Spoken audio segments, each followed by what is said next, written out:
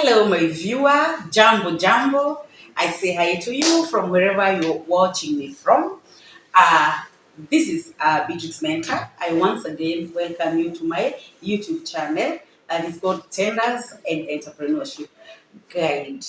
Uh, Before we begin, please like our YouTube channel. Please subscribe. Please share. And you can even drop a comment. In this YouTube channel, we learn more about tenders and tendering in Kenya, and also we share many business opportunities that are available inside our government and even outside our government. Thank you and welcome so much. In our last video, we spoke about the mandatory documents that you must have in case you want to access tenders and tendering process in Kenya, either under the open category or under the AGPO category. AGPO category means access to government procurement opportunities, and those are the 30% contracts or other tendering opportunities that are meant for women, for youth, and for persons living with disabilities. And just to jog your mind, we spoke about business registration certificate or a certificate of incorporation. We talked about the company PIN. We talked about the tax compliance certificate. We talked about a partnership deed or a CR12, and we also spoke about AGPO certificate. That was just to jog your mind. So in today's broadcast, we are going to talk, or rather, I am going to take you through the other requirements. There is a difference between requirements and mandatory documents. When I spoke about mandatory documents, I say that you cannot go past any other process without having the documents that I mentioned. But when you talk about requirements, the word requirement means that the other documents will come as required. You may not have them today. It is not compulsory that you have them like today, but tomorrow one institution will ask for it, the other day another institution will ask for a different document. So that is why I am calling them requirements. Be my guest. So the first and the most important requirement, actually I will want to place this under the mandatory document, is a company profile. So what is a company profile? A company profile is like a CV of your company. It is a detailed literature or written document describing more about your company. Who are we? We are ABCD Ventures. Where are we located? We are located in Mombasa, or we are located in Nairobi, or we are located in Kisumu, Kericho, Nyeri, Muranga, wherever. So the document says where you're located. It gives you contacts in case one would want to reach you. So the next thing that should be captured in the company profile is your motto, it is your mission, it is your vision statement. So tell us more about you. What do you believe in? What values do you believe in? What more do you add? What do you the kind of value that you add as a company, as ABCD Ventures, as XYZ Investment. Yes. So we should at least know what you're bringing on the table. So the next thing that should be clearly captured in your company profile are the services that you offer, whether it is professional services, whether it is consultancy services, or the kind of goods that you supply, the products that you supply. So once when somebody is going through your document and they're looking for something, let them find it in the company profile. So make sure it is detailed, make sure it is a very well colored document, make sure that you capture the most important things. If you're supplying, let's say maybe if you're in general supplies, you can capture a few of your products that you supply. Maybe we can see some stationery, we can see some soaps and detergents. We can see some electricals. We can see, name it. So whatever it is that you do, capture it in the company profile, such that when the tender committee are doing the evaluation process, we will not have to ask so much. What is this ABCD Enterprises? Where are they located? What do they do? So they'll simply go through the company profile and establish who you are, your values, your qualities, your everything that is about your company.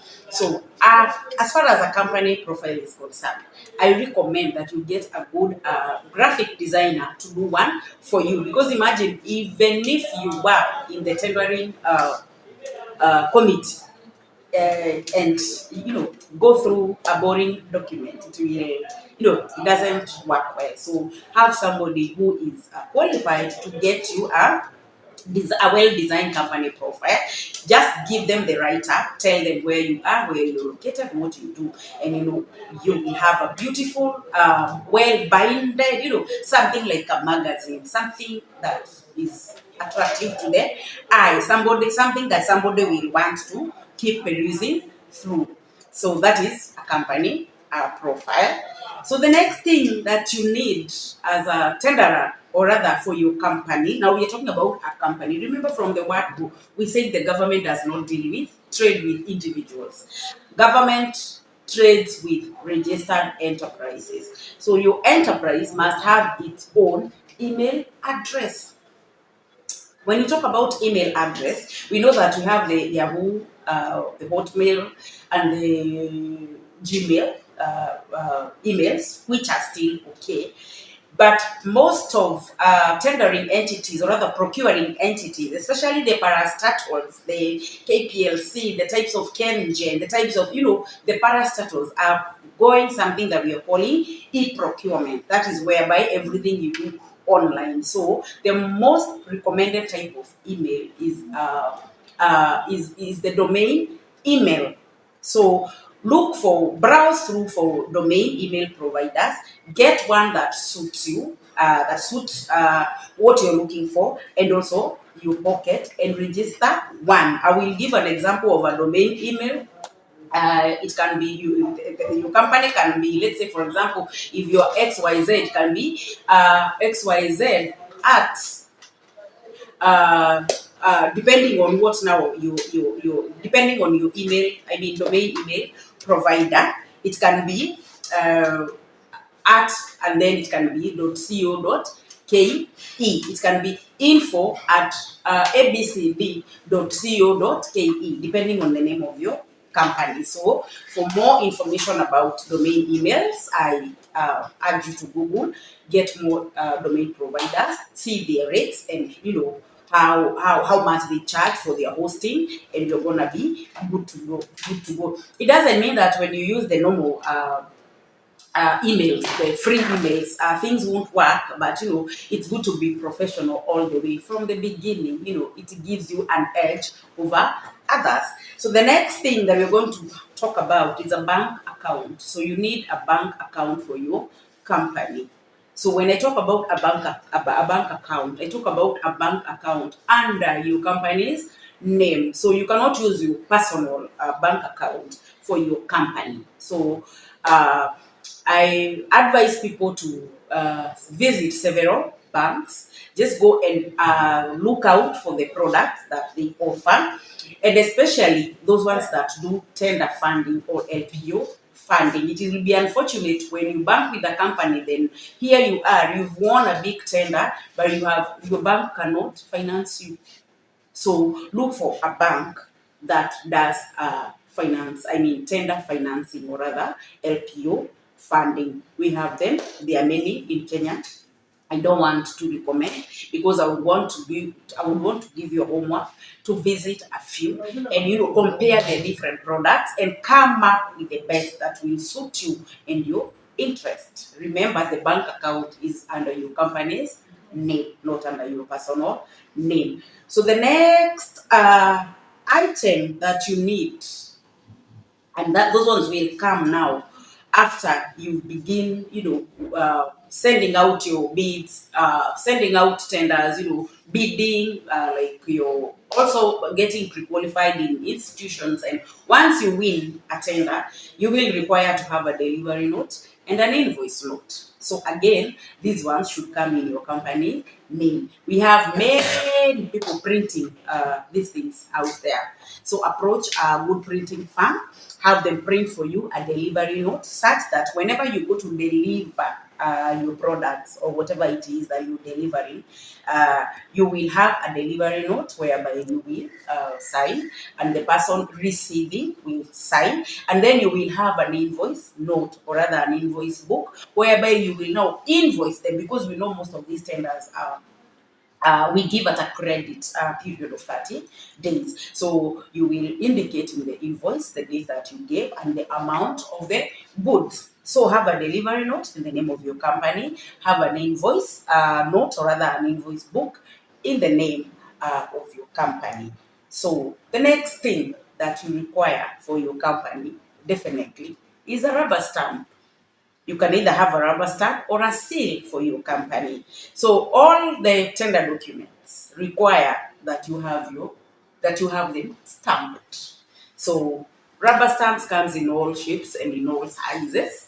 I am very sure wherever you're watching me from, if it's daytime and you just walk outside your offices, you will find these guys seated out there who make rubber stamps. So go negotiate for a good rubber stamp. If you're a starter, don't go for the most expensive rubber stamps. You just begin with what your budget can afford for starters. So as time goes by, you can go upgrading. So all these things I'm saying, you don't need to go expensive. Just begin from where you are with what you have. So the next thing that we're going to talk about.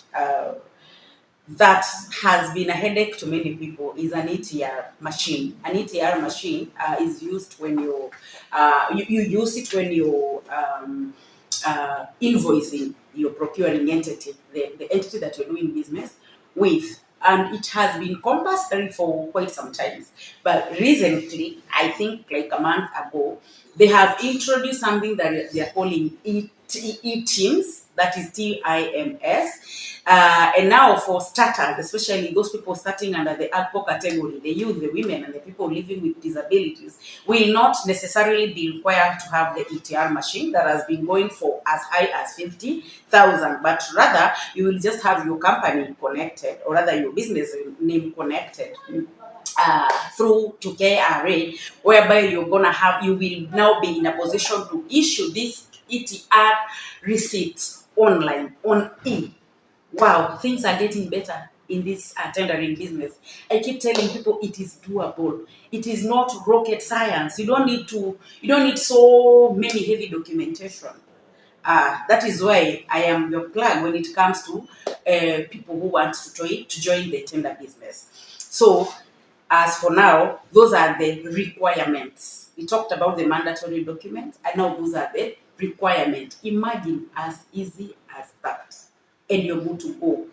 I keep saying that tender business is not a one-day affair.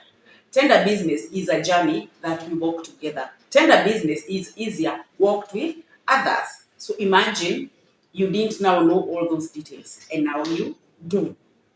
Uh, Keep watching our YouTube channel for more and more and more details. In our next video, we are going to talk about the types of tenders, because there are many types of tenders, whereby you can have a right to choose whatever it is that you want to supply or the service that you want to give. So in order for you to support me and in order for us to work together, please, I keep urging you, like our YouTube channel, share our YouTube channel, subscribe, and please also leave me a comment so that I am able to have different reactions, ask questions even maybe that are not clear, and even tell us what we can do more in order for us to teach you. So for this and much more, keep watching. My name is Beatrice Mentor. Keep watching. Thank you. Bye.